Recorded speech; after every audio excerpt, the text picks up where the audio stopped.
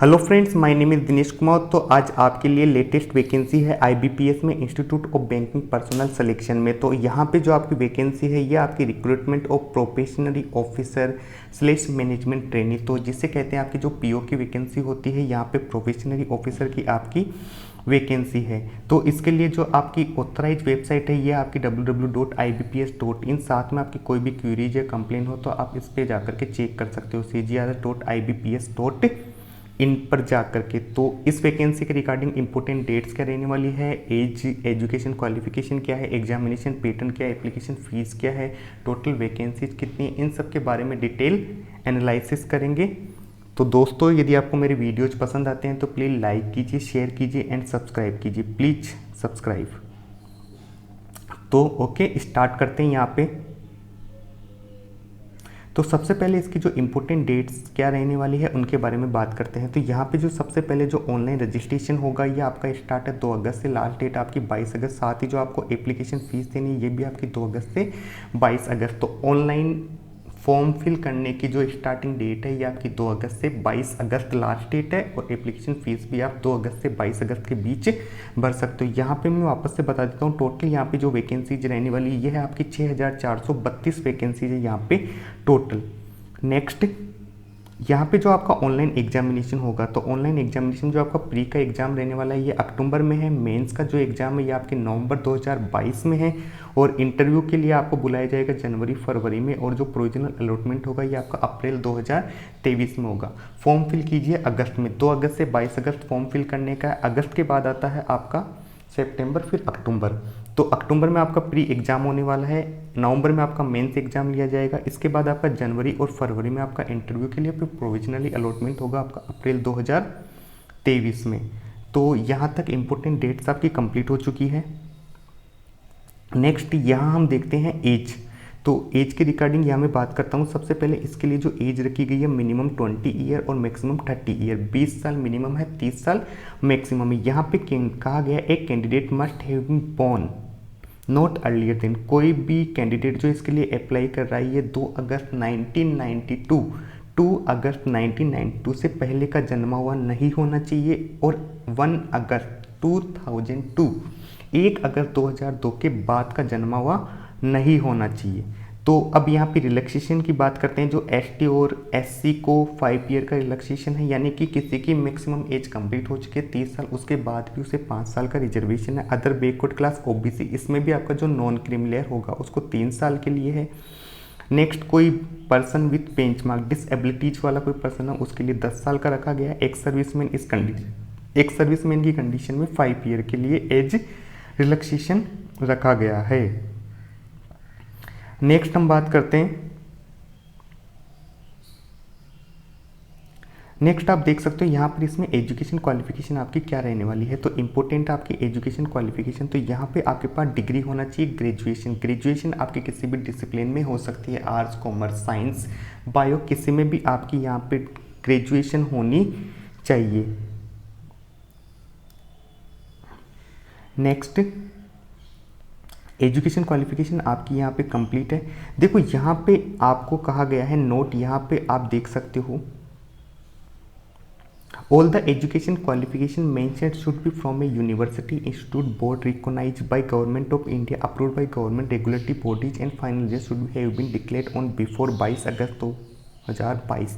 देखो ये यहाँ पे जो फर्स्ट नोट में है ये कहना चाहिए कि आपकी जो एजुकेशन क्वालिफिकेशन होनी चाहिए वो किसी भी यूनिवर्सिटी, इंस्टीट्यूट या रिकॉग्नाइज बोर्ड जो गवर्नमेंट इंडिया से रिकॉग्नाइज्ड है उससे आपकी होनी चाहिए। साथ में जो आपका फाइनल ईयर का जो रिजल्ट है ये डिक्लेयर हो चुका होना चाहिए 22 अगस्त 2022। 22 अगस्त 2022 जो आपके फॉर्म फिल करने की जो लास्ट डेट है उससे पहले आपका फाइनल रिजल्ट आ चुका होना चाहिए। फाइनल रिजल्ट आपका 22 अगस्त 2022 से पहले आ चुका होना चाहिए। आपकी जो फाइनल ईयर की मार्कशीट होगी उसमें जो डेट मेंशन होगी वो 22 अगस्त 2022 से पहले की होनी चाहिए। नेक्स्ट, यहाँ पर हम देखते हैं एजुकेशन क्वालिफिकेशन, एज और इम्पोर्टेंट डेट्स आपकी कंप्लीट होगी। अब इसका एग्जाम पैटर्न क्या रहने वाला है, एग्जामिनेशन पैटर्न पे अब बात करते हैं। तो इसका जो एग्जामिनेशन पैटर्न है, तो अब देखते हैं इसका एग्जामिनेशन पैटर्न आपका क्या रहने वाला है। तो आपका जो प्रीलिमिनरी एग्जामिनेशन होगा आपका जो यहाँ पे प्री का जो एग्ज़ाम रहने वाला है, इसके लिए आपका प्री का एग्जामिनेशन में आपके क्या क्या आने वाले हैं यहाँ पे देख सकते हो। जो प्री का पेपर होगा आपका इंग्लिश लैंग्वेज आएगी, उसमें क्वांटिटिव एप्टीट्यूड आएगा, इसका मतलब मैथमेटिक्स, ओरिजिनल एबिलिटी। आपके 3 सब्जेक्ट आने वाले हैं, इंग्लिश, एप्टीट्यूड और रीजनिंग। क्वेश्चंस आएंगे, इंग्लिश के 30 क्वेश्चन है, क्वांटिटिव एप्टीट्यूड के 35 है और रीजनिंग के भी 35 क्वेश्चन है। मैक्सिमम मार्क्स यहाँ पे प्रत्येक क्वेश्चन के लिए 1 मार्क्स निश्चित है। साथ में इसके लिए सेपरेटेड टाइम है, ईच स्लॉट के लिए, इंग्लिश के स्लॉट के लिए 20 मिनट है, एप्टीट्यूड के लिए भी 20 मिनट है यहाँ पे, और साथ में आपका जो रीजनिंग एबिलिटी है इसके लिए भी आपको 20 मिनट दिया गया है। और आपको मिनिमम क्वालिफिकेशन मार्क्स यानी मिनिमम कट ऑफ मार्क्स लाने होंगे ईच सेक्शन में, ईच ऑफ 3 टेस्ट, जो तीनों टेस्ट होंगे by securing minimum cut off marks, तीनों में आपको मिनिमम कट ऑफ पास करने होगी। इसका मतलब ये हो गया यदि 3 में से किसी भी एक में आप कट ऑफ को क्लियर नहीं कर पाते हो तो इसका मतलब आप जो प्री एग्जाम से डिस्क्वालीफाई हो चुके, डिस्क्वालीफाई का मतलब आप उसमें फेल हो चुके हो। यदि आपने जैसे इंग्लिश में आपका कट ऑफ क्लियर नहीं की है, एप्टीट्यूड और एबिलिटी में आपके मैक्सिमम मार्क्स आ गए, फुल में से फुल आ गए, तो भी आप उसमें फेल हो। आपको तीनों में कट ऑफ क्लियर करना जरूरी है। तो नेक्स्ट यहाँ पे देखते हैं, प्री के बाद आपका होगा मेंस। तो मेन एग्जामिनेशन में आपका क्या क्या रहने वाला है, देखो इसमें आपकी रीजनिंग आएगी, साथ में आपकी जनरल इकोनॉमी बैंकिंग से रिलेटेड जो क्वेश्चन आते हैं, साथ में आपकी English language, data analysis, interpretation. तो आपके इनके क्वेश्चन दिए गए हैं, मार्क्स दिए गए हैं, साथ में आपको यहाँ पे मीडियम ऑफ एग्जाम यानी कि इंग्लिश हिंदी दोनों में आपके क्वेश्चन आएंगे। टाइम स्लॉट आपका दिया गया है, तो टोटल आपका 3 घंटे का पेपर होगा, मैक्सिमम मार्क्स 200 है, नंबर ऑफ क्वेश्चन है 155। ये तो आपका हो गया मेंस एग्जाम। इसी के साथ आपका एक इंग्लिश लैंग्वेज में लेटर राइटिंग और ऐसे भी होगा, आपको इसमें एक लेटर भी लिखना होगा और ऐसे, एक क्वेश्चन आपका लेटर का होगा, एक ऐसे का होगा, 25 मार्क्स का होगा और ओनली ऑन आपको इंग्लिश में लिखना होगा और 30 मिनट में आपको लिखना होगा। और ये सब आपको कंप्यूटर पे ही करना होगा, ऑनलाइन एग्जामिनेशन है तो ये सब प्रोसेस आपके कंप्यूटर पर ही होगी। तो मेन एग्जामिनेशन कंप्लीट है, 3 घंटे का पेपर है, 200 क्वेश्चन है, 200 नंबर का है, 155 क्वेश्चन है, साथ में आपका इंग्लिश लैंग्वेज में लेटर राइटिंग और ऐसे रहने वाला है। इसके बाद में प्री का रिजल्ट आएगा, मेंस के लिए आप क्वालिफाई कर जाओगे, मेंस का रिजल्ट आएगा, इसके बाद आपको क्या बुलाया जाएगा, इसके बाद आपको इंटरव्यू के लिए कॉल किया जाएगा, फिर इसमें आपका इंटरव्यू होगा।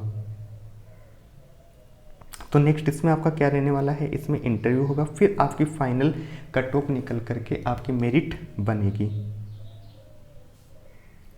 तो नेक्स्ट यहाँ तक आपका कंप्लीट है, यहाँ तक हमने एग्जामिनेशन पैटर्न सब कुछ बात कर लिया। साथ में यहाँ पे मैं एक एप्लीकेशन फ़ीस की ओर बात कर लेता हूँ कि आपकी यहाँ पे एप्लीकेशन फ़ीस कितनी रहने वाली है।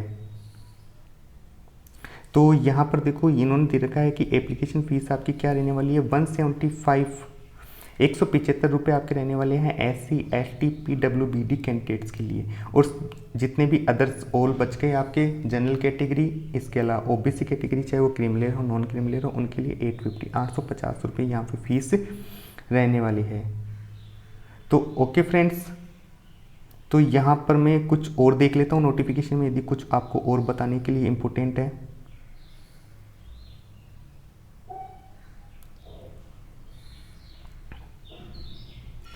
तो यहाँ पे हाँ एक चीज़ और देख लेते हैं, यहाँ पे जो इन्होंने दे रखा है इंडिकेट, यहाँ पे पार्टिसिपेटिंग बैंक कौन कौन से हैं, यहाँ पे टोटल वैकेंसीज की बात कर लेते हैं। देखो यहाँ पे बैंक ऑफ बड़ौदा है, bank of India, bank of Maharashtra, Canara bank, central bank of India, Indian bank, ये टोटल आपके इसमें 11 बैंक दे रखे हैं। इसमें आपकी SC ST OBC EWS unreserved इसके अकॉर्डिंग सीटों का विवरण यहाँ पे दे रखा है कि किस बैंक में आपकी कितनी सीट है। टोटल यहाँ पे आपकी जो सीट रहने वाली है ये है आपकी 6432 पोस्ट है। तो टोटल आपकी इसमें वैकेंसीज रहने वाली है 6432 वैकेंसीज।